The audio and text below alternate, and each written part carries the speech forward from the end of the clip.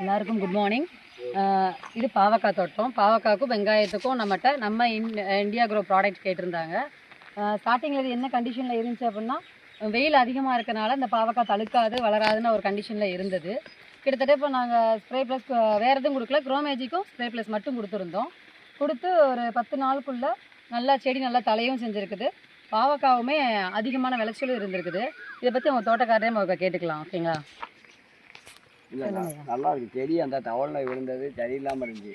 இப்போ நீங்கள் கொடுத்த மாதிரி காயும் நல்லா பதவதப்பாக இருக்குது. இந்த காயும் இல்லைன்னா இந்த மாதிரி விளைன்னு தான் இருக்கும்.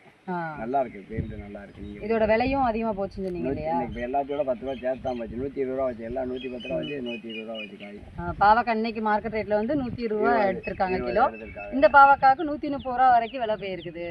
அதுவே சந்தோஷம். அவங்க வராது 45 வச்சு, முந்தானத்து 145 வச்சு. Okay okay.